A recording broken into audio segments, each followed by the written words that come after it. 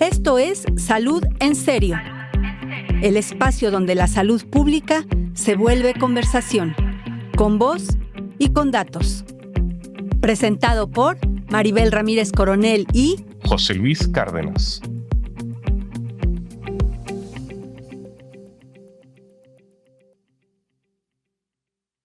Hola, ¿qué tal? Bienvenidos de nuevo a nuestro episodio 6. Ya vamos por este episodio 6. La verdad es que para nosotros es un gustazo estar de nuevo aquí.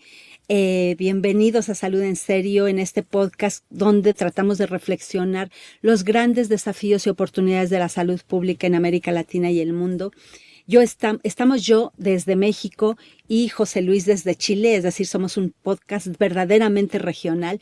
Hola José Luis, ¿cómo estás? ¿Cómo les fue en las elecciones? Hola Maribel, un gusto estar contigo nuevamente. Elecciones, bueno, como todo país nos toca decir cada cierto tiempo lo que va a pasar, en el caso nuestro, los próximos 4 años, ¿cierto? A diferencia de lo que pasa en México, que es en sexenios. Cuéntanos por quién votaste. ¿Se puede saber?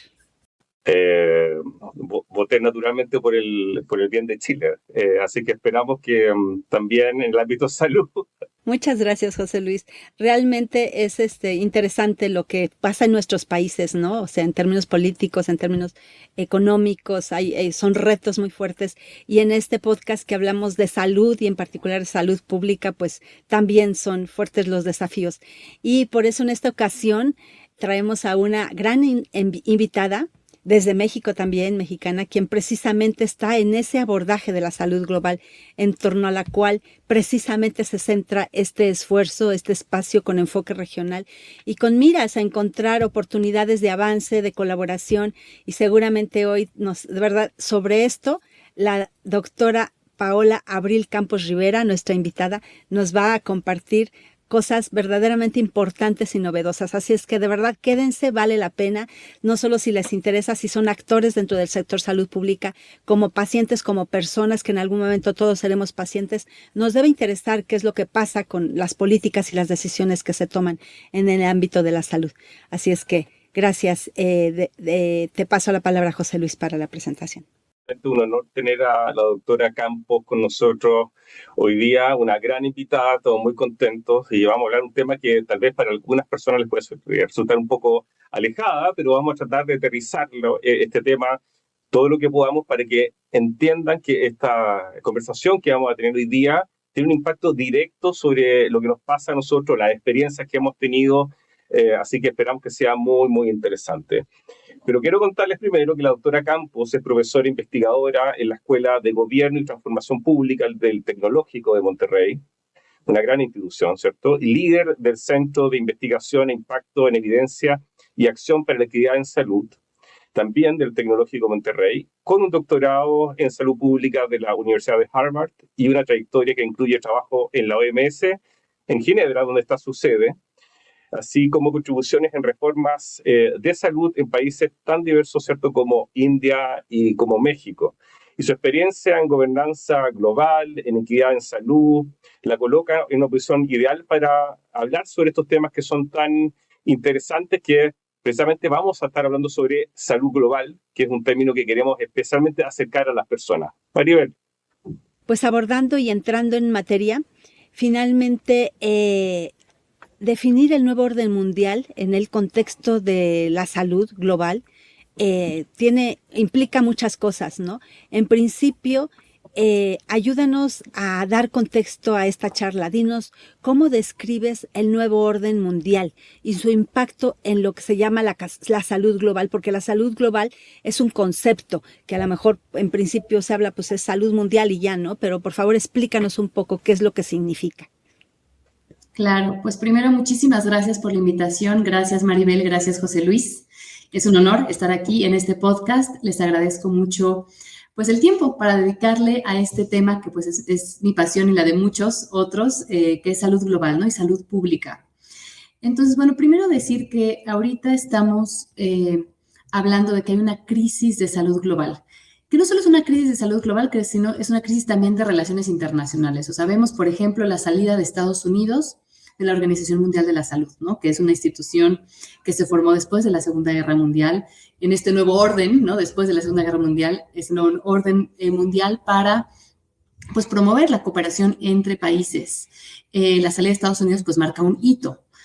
Por otra parte, vemos que muchos países reducen sus presupuestos para la cooperación internacional. Hay una cierta tendencia de mirar más hacia el Estado-nación, ¿no? Estados Unidos, por ejemplo, elimina su agencia de cooperación internacional, el USAID.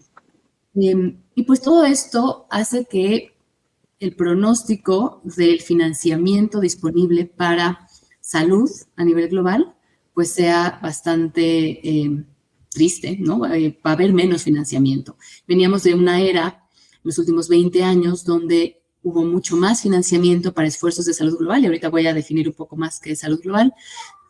Hubo muchas instituciones que surgieron, como la Fundación Gates, como instituciones público-privadas, para apoyar, por ejemplo, el acceso a vacunas a nivel global, para,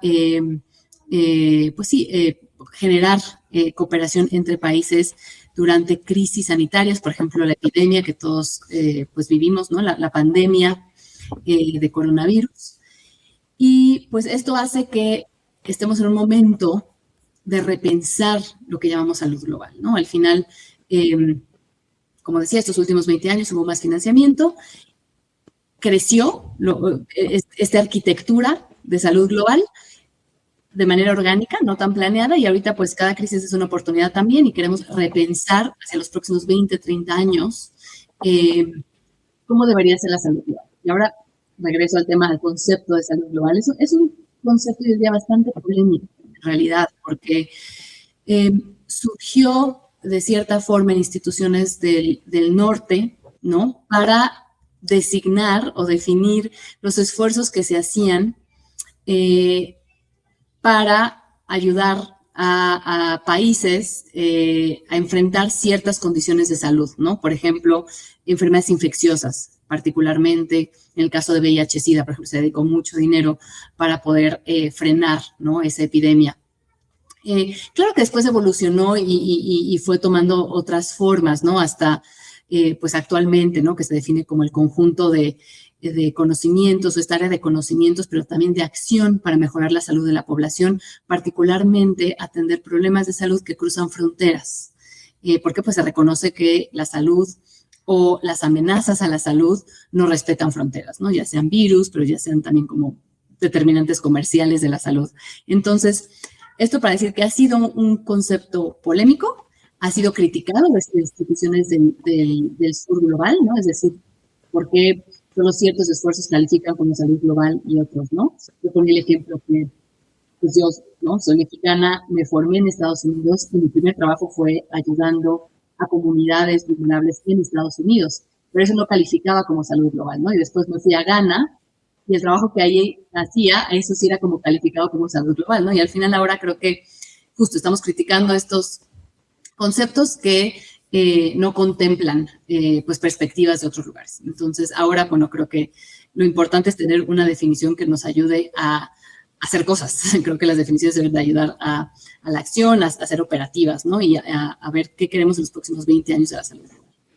Tienes razón, cuando mencionas que es la salud global es porque lo que pasa en otro extremo del planeta también nos puede afectar a nosotros. Lo vimos tan claro con COVID-19, donde de una ciudad, Wuhan, en China, que detonó este virus, terminó desarrollándose primero, llegando a Europa con mucha fuerza, a Asia, y cuando llegó a América Latina, pues también, o sea, arrasó y se convirtió en pandemia. Es un ejemplo tan claro. O también cuando el VIH, ¿no? El VIH se detonó en África. En África fue un grave problema de salud y nos llegó y le llegó a todo el mundo en los 80s, 90s.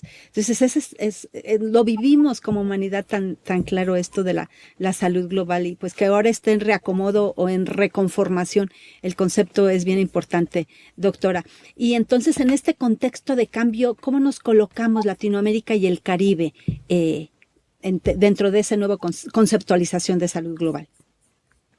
Claro, mira, les puedo platicar justo de una iniciativa impulsada por Wellcome Trust, que es una organización filantrópica del Reino Unido, que dijo, bueno, a ver, si vamos a aprovechar esta oportunidad, ¿no?, que es esta crisis, para repensar, rediseñar la arquitectura para los siguientes 20, 30 años, pues yo voy a promover que haya diálogos en varias partes del mundo y consultar a los países, consultar a los líderes, a los actores clave de estas regiones sobre cómo se debería de ver una nueva arquitectura de salud global, una arquitectura rediseñada, optimizada. Entonces, formamos un consorcio liderado por el Tecnológico de Monterrey, conformado por la Universidad Mayor de Chile, el Instituto de Efectividad Clínica y Sanitaria de Argentina y la Universidad de West Indies de Jamaica. Formamos este consorcio y pues postulamos, nos seleccionó Wellcome Trust para llevar a cabo este proceso de consulta amplia en América Latina y el Caribe, y pues nos dimos a la tarea de entrevistar a 75 líderes de la región, no solo del sector salud, pero también del sector financiero y de diferentes sectores, gobierno, academia, sociedad civil. Y luego tuvimos un encuentro en el Tecnológico de Monterrey en donde trajimos a 44 de estos actores clave para debatir estas diferentes ideas y hacer una propuesta desde América Latina y el Caribe para reformar. Y lo primero que les puedo decir es que nos sentimos un poco al margen como región. Es decir, sentimos que no hemos tenido suficiente influencia para diseñar esta arquitectura de salud global, ¿no? Creemos que las decisiones, pues al final se toman por los donantes, por ejemplo. Si el señor Gates dice, ahora yo quiero invertir en malaria en estos 3 países africanos, pues ahí se va el dinero, sin ningún tipo de proceso a nivel global de decir, bueno, a ver, esa es la prioridad, eso queremos. Y bueno, es un problema porque al final no hay un gobierno supranacional, ¿no? O sea, son estados nacionales que pues sí hay mecanismos para colaborar, para definir ciertas prioridades, pero que son dictadas estas prioridades más por pues quienes tienen los fondos, ¿no?, para hacer cosas. Entonces eso fue un primer hallazgo, que como región nos sentíamos un poquito al margen, que no habíamos tenido tanta influencia. Discutíamos que tal vez es también por el nivel ya económico de la región, en donde ya no hay países de ingresos bajos.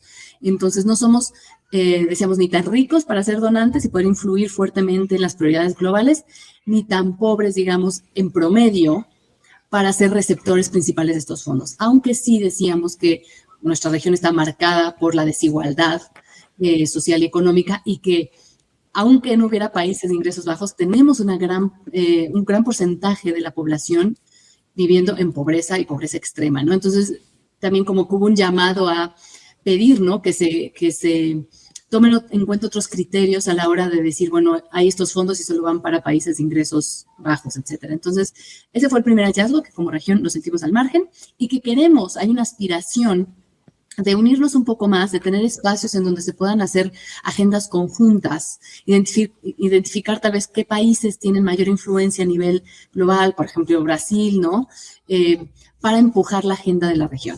Bueno, le recordamos que estamos hablando con la doctora Campos, el Tecnológico de Monterrey, sobre salud global. Y creo que es muy importante que la gente que está escuchando entienda que cuando hablamos de la necesidad de coordinarnos entre distintos sistemas de salud y también a nivel más global, es simplemente para decir cómo reaccionamos mejor a algo que nos afectó a todos, ¿cierto? Como fue la pandemia, donde estuvimos encerrados, donde estuvimos mucho tiempo sin poder movernos, donde también lamentablemente perdimos personas queridas. Y por eso que esta discusión es tan importante, que es lograr que los sistemas de salud conversen entre ellos, y para eso están estas instituciones como la Organización Mundial de la Salud, que ayuda a la coordinación, pero también tenemos, ¿cierto?, a los distintos países, los distintos estados y gobiernos en Latinoamérica que debiesen tener, ¿cierto?, esa necesidad de coordinarse y conversar. Así que por eso es tan interesante esta conversación.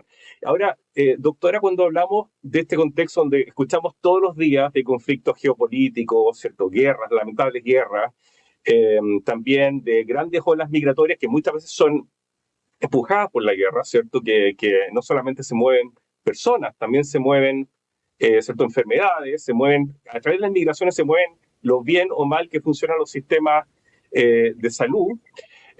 Y sin duda todo eso está tensionando la discusión, y nuevamente se hace tan relevante lo que está hablando usted de cómo hacemos para tener más influencia como región, como Latinoamérica, en la OMS, etcétera, y que podamos, ¿cierto?, lograr una mejor coordinación entre los países. ¿Cómo ve usted que estos factores que ya se transforman como habituales, ¿cierto?, migraciones, conflictos geopolíticos, futuras pandemias, hacen más urgente esta necesidad de conversar y coordinarse a nivel latinoamericano? Sí, completamente, José Luis. Y yo agregaría el cambio climático, ¿no? La crisis climática como una de las amenazas más fuertes que tenemos como humanidad, que afecta directamente la salud de la población. O sea, por una parte vemos mayor vulnerabilidad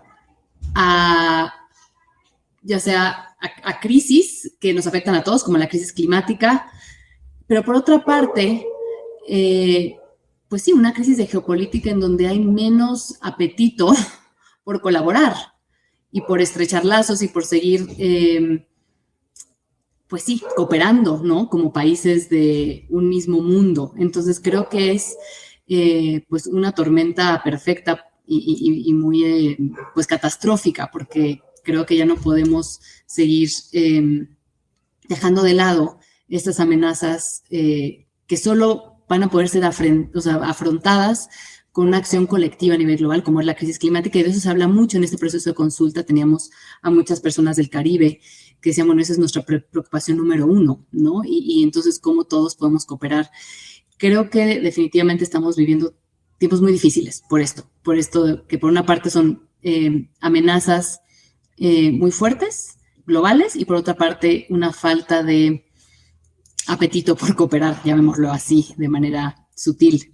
Entonces, de América Latina y el Caribe, la propuesta, ¿no?, que se hace como resultado de esta consulta es fortalezcamos la región, ¿no?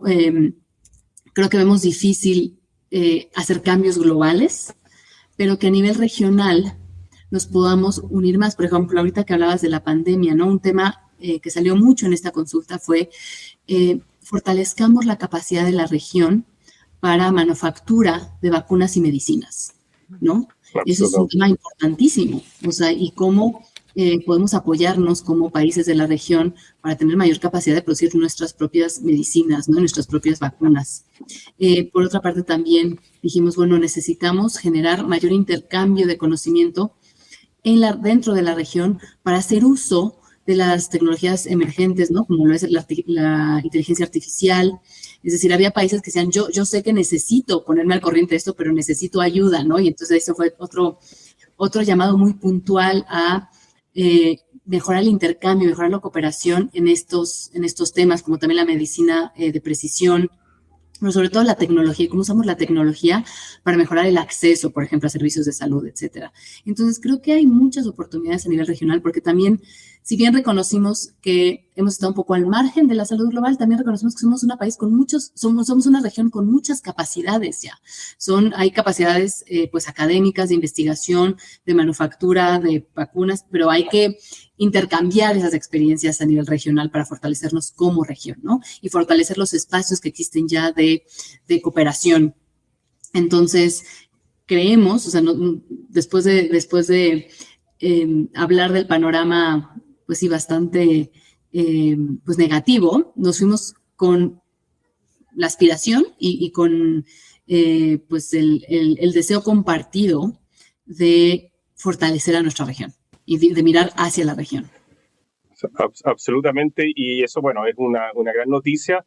Y acá hay que, modestamente, estamos tratando desde este podcast también colaborar en el diálogo dentro de la región. De hecho, hemos tenido a 3 exministros de salud, secretarios de salud, ¿cierto?, de Chile, de Argentina, de México, para darnos cuenta que al final los desafíos son similares y se producen esos diálogos también, ¿cierto? Tuvimos al doctor Mañalich de Chile, al doctor Rubinstein de Argentina, al doctor Frank de México, lo que ha sido también un honor, pero nuevamente en conectar, lo que estamos intentando es conectar, ¿cierto?, política, academia, también sector privado, que son tan importantes.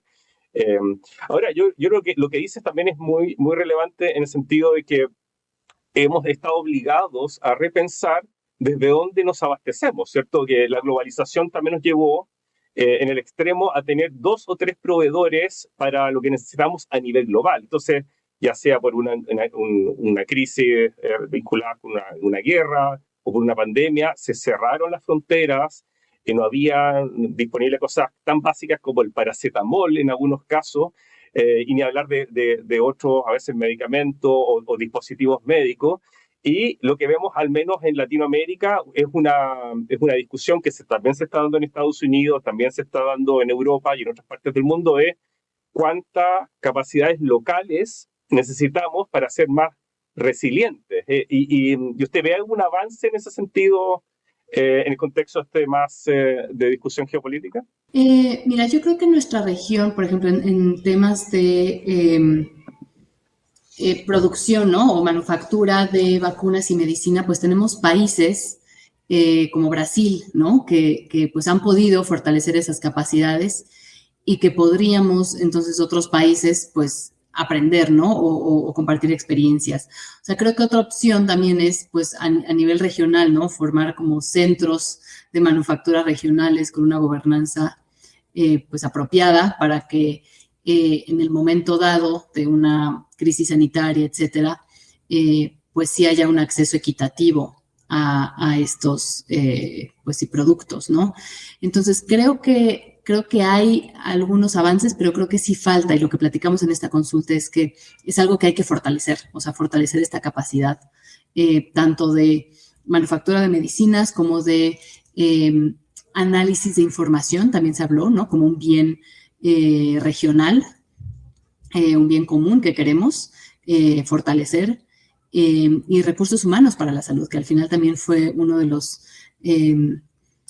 pues retos, ¿no? A enfrentar durante la pandemia, un personal de salud pues totalmente agotado, desmotivado, ¿no? Después de esto, y que es importante ahí generar aprendizajes entre países, ¿no? De cómo ir fortaleciendo pues estos elementos clave en los sistemas de salud. Sin duda. Exacto. Oye, doctora Abril, bueno, permítame nada más aquí recordarle al auditorio que estamos con la doctora Abril Campos, analizando estos retos urgentes de nuestra región en el ámbito de la salud y en un contexto de reacomodo de la salud global. Compártenos un poquito más de este trabajo que tú pues estás impulsando. ¿Cómo fuiste inmersa o cómo fuiste convocada a incorporarte a este proyecto de Wellcome Trust? Porque es una iniciativa mundial, entendemos, ¿no? Pero tú lo asentaste o lo impulsaste específicamente en la región, nos estás comentando de este diálogo y de esta convocatoria a líderes. Y entonces en el objetivo, en este caso específico de LATAM, de Latinoamérica y el Caribe, ya nos has explicado un poco por dónde va, pero ¿hacia dónde queremos, ustedes están vislumbrando esa colaboración, esa interacción, que verdaderamente haya comunicación? En el caso de América Latina, nosotros nos falta mucho invertir, o sea, estamos muy limitados en inversión, ¿no? Por ahí la cifra es de que se invierte del 3 al 5, 6% máximo del Producto Interno Bruto proporcionalmente en salud, y pues está bajo respecto del promedio a nivel mundial, bueno, en particular de la OCDE, que es de 7% más, no digamos de países más desarrollados que llegan al 9 o 10% o más. En este caso nos falta mucho. ¿Ustedes hacia dónde ven dentro de la iniciativa Wellcome Trust ese impulso como región para que juntos impulsemos? Sí, muchas gracias, Maribel. Mira, primero te cuento, o sea, lo primero fue que Wellcome Trust me invita a mí como una de las 5 pues, líderes globales para escribir una propuesta provocadora de cómo reimaginar la arquitectura de salud global. Esto es en los meses del verano. Me invitan a otros 4 colegas de diferentes partes del mundo, con la idea de, pues sí, desarrollar propuestas que inviten a la discusión, ¿no? Entonces, ese fue el primer paso. Yo escribí una propuesta, la pueden encontrar en la página de Wellcome Trust, donde hablo de, pues hay que rebalanzar, pues sí, la balanza, ¿no? Como hay una asimetría de poder en la arquitectura de salud global, y propongo varias cosas como fortalecer la región también, ¿no? Y crear nuevas instituciones que nos permitan colaborar de manera más ágil para intercambiar experiencias, para fortalecer capacidades, etcétera. Eso fue como el primer paso. Y luego, Wellcome Trust saca una convocatoria a instituciones de diferentes partes del mundo para que lideren procesos de consulta basándose en estas propuestas provocadoras que escribimos al inicio. Y ahí es cuando formamos el consorcio regional, nos postulamos y nos elige Wellcome Trust para llevar a cabo el proceso de consulta en América Latina y el Caribe. Y esto sucedió en otras 4 regiones en el mundo en paralelo. Entonces, cada región llevó a cabo su proceso de consulta. Entonces, en este proceso de consulta, sí, claro, reconocemos este problema que es el problema, pues, de los problemas principales en los sistemas de salud de la región, que son, pues, muy poco financiados, ¿no? Con dinero público. O sea, lo que se gasta en salud es muy poco y lo que se gasta de bolsillo es muy alto. O sea, lo que gasta el Estado en salud es muy poco, lo que se gasta de bolsillo es muy alto. O sea, son sistemas de salud financiados por los bolsillos de las personas y al mismo tiempo son sistemas de salud fragmentados, como el mexicano, ¿no? Que pues ustedes conocerán muy bien. Entonces, estos retos que enfrentamos de poca inversión en salud, mucha ineficiencia por la fragmentación de los sistemas de salud, pues hace que realmente, pues sí, no tengamos los sistemas de salud que estén a la altura de los problemas de salud que tenemos, ¿no? Como un problema enorme de enfermedades crónicas, como lo son la diabetes, obesidad, etcétera.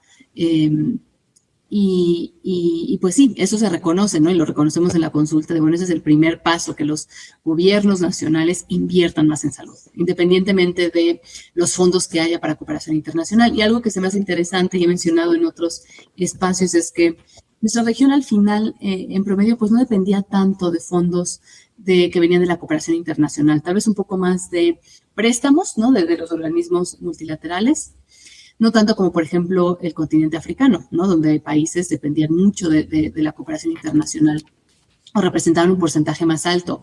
Sin embargo, a partir de esta crisis de salud global, muchos de los países en África han aumentado su inversión en salud, su inversión pública en salud, y eso no lo hemos visto en nuestra región, ¿no? En nuestra región, entonces, no dependíamos tanto, tal vez no nos afectó tanto, no sentimos el shock de esta baja en financiamiento. Entonces, tampoco es que ha habido una respuesta por parte de los gobiernos nacionales de decir, bueno, yo voy a invertir más en salud. Entonces, yo sí creo que se necesitan esfuerzos, pues, más de abogacía, ¿no? Yo por eso decía, como una alianza un poco más política sobre la necesidad de invertir más en salud, ¿no? Eso es importante, porque si bien la salud global, pues los elementos, digamos que la unidad de análisis son los gobiernos nacionales, hay veces que los gobiernos nacionales tienen que ser presionados a su vez, ¿no? ¿Y de quién es ese rol o quién hace esa función de ejercer presión sobre los gobiernos nacionales de invertir mucho más en salud? Sí. Oye, doctora, y qué interesante, porque esos grupos, me imagino, son multidisciplinarios, ¿no? ¿Tú eres médico?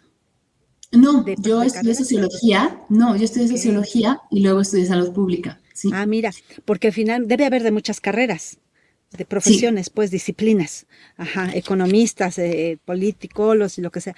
Bueno, qué interesante, porque finalmente justo esa riqueza de visiones y de colaboraciones es lo que genera, yo creo que, pues ideas y proyectos aterrizados en los diferentes enfoques.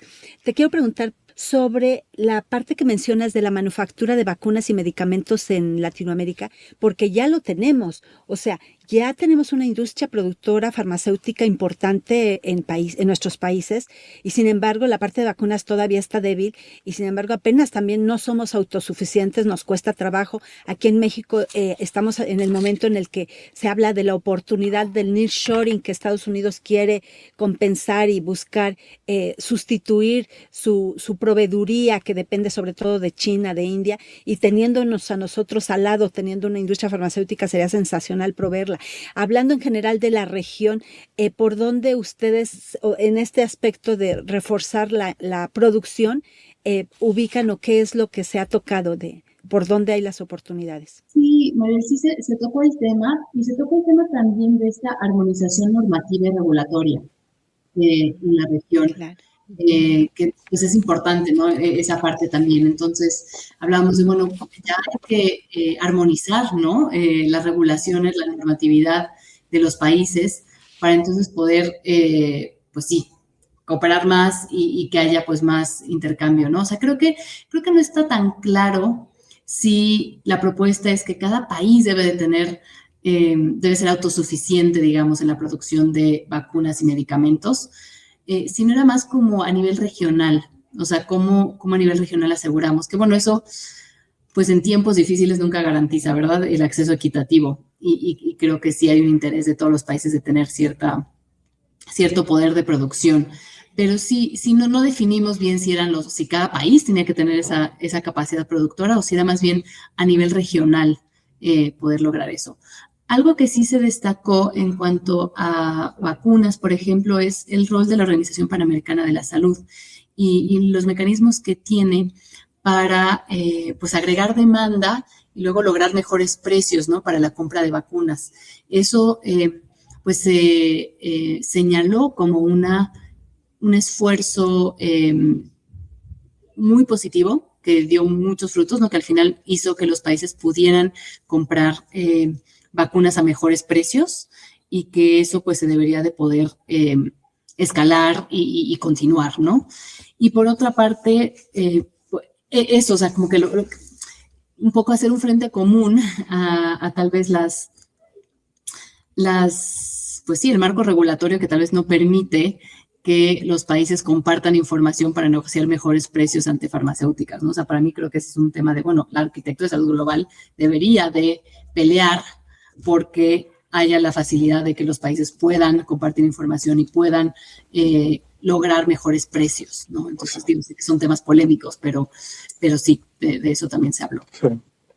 Bueno, les recordamos que estamos hablando con la doctora Campos del Tecnológico Monterrey sobre un tema que es muy importante y que creo que es relevante que la gente lo conecte con lo que vivimos todos, ¿cierto? Nuevamente en la pandemia y lo que fue vivir frente a sistemas de salud descoordinados, donde tuvieron que reaccionar simplemente ante una urgencia y después lo bueno es que la pandemia nos dio la oportunidad y esperamos que se pueda ocupar correctamente para repensar lo que estamos haciendo y que, como se ha dicho acá, no basta con que un país lo haga muy bien si el resto lo hace mal, porque las enfermedades también viajan, especialmente, ¿cierto?, las transmisibles, las infecciosas, que es lo que tenemos que entender. Ahora, a mí me pasa que cuando escucho lo que estamos hablando el día de hoy, pienso en ¿cuánto le puede importar al sistema político esto? Y hay un gran desincentivo a esta discusión porque el sistema político, el ciclo político siempre mira en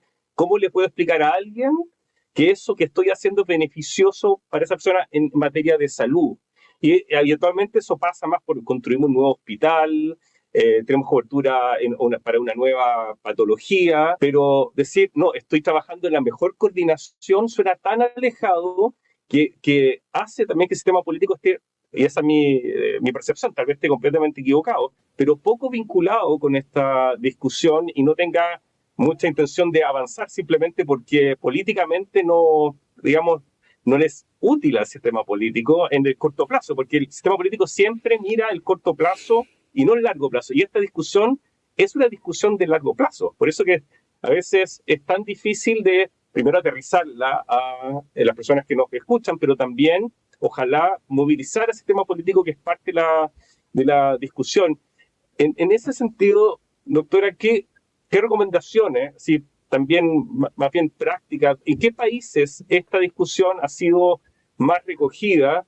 Claro, uno ve Brasil a veces más activo y hemos estado en un proceso también de negociación, o ya se terminó de negociar, lo que se llama el acuerdo de las pandemias, también a nivel de la Organización Mundial de la Salud, que si uno le pregunta a la mayor parte de la gente, nadie sabe lo que es el acuerdo de la pandemia, pero eso va a ayudar, en teoría, a coordinar, a monitorear, a que estemos mejor preparados, seamos más resilientes ante una futura pandemia. Y eso prácticamente no salió en ningún diario, no fue algo relevante en la discusión pública. Y acá estamos tratando de navegar contra esa tendencia de los sistemas políticos. No sé qué recomendación podría darnos, qué países lo están haciendo mejor y que están tratando de explicarle a la población de que esta discusión que estamos teniendo hoy día es tan importante. Totalmente, José Luis. O sea, tuvimos esa conversación y concluimos, me acuerdo de la intervención de una persona en particular que dijo, bueno, es que al final el sistema de salud global lo tienen que sentir las personas. ¿Por qué no salimos a preguntarles cómo quieren que rediseñemos la salud global, ¿no? Y la arquitectura de salud global? Porque si para los que estamos dentro del tema es una discusión bastante abstracta y eso que son nuestros temas, pues sí, cuesta trabajo. Pero bueno, es que al final los resultados se deberían de ver en el acceso a mejores servicios de salud, ¿no? De mejor calidad, más equitativos, etcétera. Creo que no llegamos a una gran idea, pero creo que sí vimos la necesidad de tener plataformas, no le queremos llamar instituciones porque no era como creemos una nueva institución, sino plataformas, espacios que nos permitan colaborar y cooperar con en ciclos más largos, ¿no? Que no solo respondan a las prioridades políticas. Y sobre todo personas de algunos países que no voy a mencionar decían, bueno, sí, ¿qué pasa cuando mi propio gobierno pues no está alineado con la salud de la población, ¿no? Sus acciones no están alineadas, o sea, necesitamos como unas plataformas que nos permitan, por eso yo decía, un poco presionar y trabajar fuera de los ciclos políticos, ¿no? Por eso sí se hizo esa propuesta, por ejemplo, de un hub entre países de la región para intercambio de prácticas, de conocimientos, de experiencias, pero sí se reconoció como un gran desafío, totalmente, ¿no? Que no podamos hacer sentir la salud global a las personas, que es la salud global, ¿no? Al final que sea tan abstracto, y dos, que pues al final estemos muy sujetos a los ciclos políticos. Entonces, sí, la propuesta fue que tenemos plataformas fuera de estos ciclos políticos, ¿no? Que sean multisectoriales, pero que nos permitan colaborar a más largo plazo. Y por otra parte, esta idea de salgamos a consultar a las personas que quieren de la salud global, cuáles son sus prioridades, ¿no? Entonces, sí. No, absolutamente. Y ahora, nuevamente, en lo que nos lleva el ciclo político es más bien a decir, demostrar que se va a gastar más. Es gastar más, eso es como algo que reditúa mucho políticamente. Hablamos poco, y eso es algo también que tiene un efecto sobre la salud global. Hablamos muy poco de cómo gastar mejor, que creo que esa es la gran discusión que habitualmente queda alejada y no se integra. Y es un tremendo pendiente, porque nosotros podemos seguir avanzando en gastar 9, 10, 12, algunos países gastan 18 puntos del PIB en salud y sus indicadores no mejoran. Entonces hay países muy desarrollados, tremendamente ineficientes, y países a veces de nivel medio eficientes en el gasto. Y ahí también hay mucho que aprender y de colaborar entre los países para buscar las buenas prácticas más allá, ¿cierto?, de la colaboración. Y eso pareciera ser que no es un tema que está dentro de lo que es salud global, ¿cierto? Gastar mejor, que al final tiene que ver con los resultados en salud. Si yo gasto mejor, tengo mejor resultado de salud y también no impacto a otros sistemas de salud. Eso está completamente alejado de la discusión de salud global, de recomendaciones de cómo gastar mejor. Sí, completamente, José Luis. Y fue un hallazgo que nos sorprendió, es que no necesariamente creíamos que desde la región tenemos que pedir más fondos, por ejemplo, para la cooperación internacional, o sea, es decir, necesitamos más dinero. De hecho, o sea, se reconoció que los gobiernos deben de invertir más en salud, pero no, el financiamiento o el tener dinero para invertir no era el desafío principal, sino era en cómo usamos la tecnología para optimizar los sistemas de salud, que no sabemos, cómo fortalecemos nuestras capacidades, o sea, que es mucho más complejo, ¿no? Es cómo usas mejor los recursos que tienes, optimizas, ya sea con tecnología.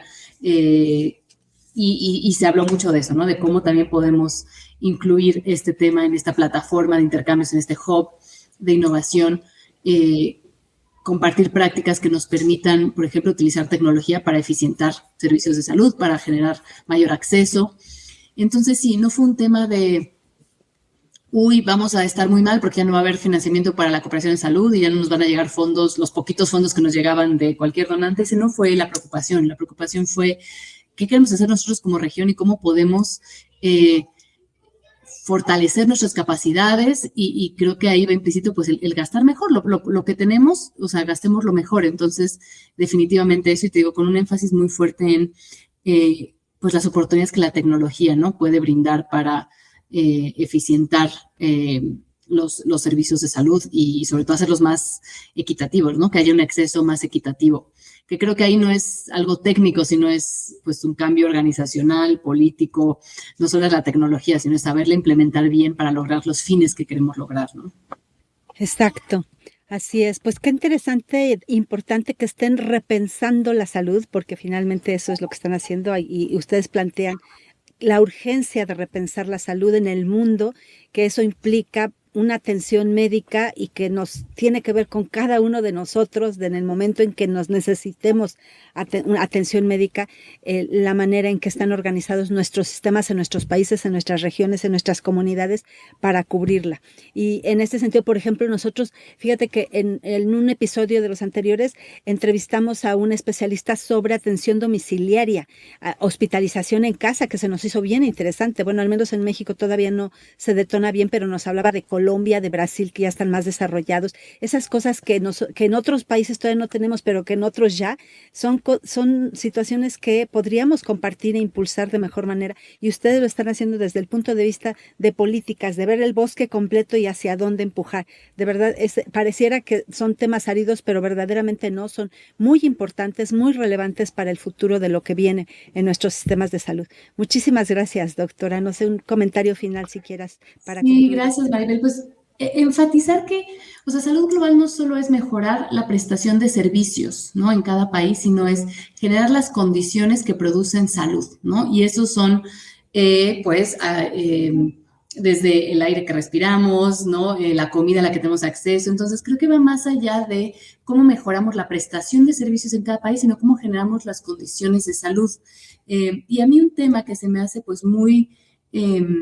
que se presta muy bien para la acción colectiva, es decir, que se necesita más unión entre países, es, por ejemplo, el tema de determinantes comerciales en la alimentación, ¿no? Y en la regulación, por ejemplo, de la industria de alimentos para que genere salud y no genere enfermedad. O sea, son temas que otra vez sobrepasan las fronteras, ¿no? No solo las pandemias, no solo los virus, hay que preocuparnos de los virus que cruzan fronteras, sino también como las prácticas comerciales que ya son pues cadenas globales o empresas transnacionales que al final están generando enfermedad y no salud.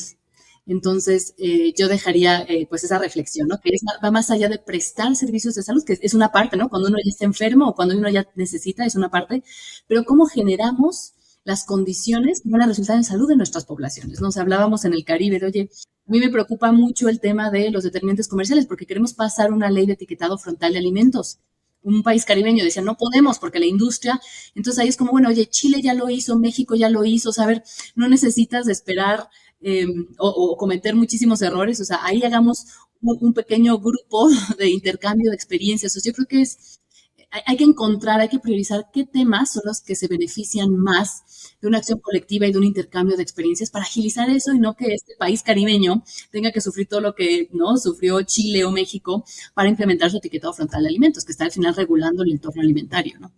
Completamente de acuerdo, doctora, y la realidad es que quedan muchísimos temas por discutir, porque esto es como la primera parte de lo que podría ser un diálogo más de largo plazo y ojalá poder tenerla nuevamente por acá. De mi parte, quiero simplemente agradecerle. A mí me parece un tema que es fascinante. Esperamos haber convencido también a la audiencia que es un tema fascinante que tiene un impacto directo en todos nosotros. Y eso es lo que creo que lo más importante que queremos transmitir. Todos vivimos sistemas descoordinados y queremos sistemas más coordinados y colaboran más. Maribel. Sí, muchas gracias, José Luis. Gracias, doctora Abril Campos, de verdad, por tu tiempo, por esta disposición, conocimiento que nos compartes. Gracias a la audiencia por escucharnos. A veces estos temas, de verdad, a veces como que suenan difíciles, pero son tan importantes. Aquí en este se vio tan claro. Les recordamos que este podcast, Salud en Serio, está en 6 plataformas: Spotify, YouTube, Apple Podcasts, Amazon, Podbean y iHeartRadio.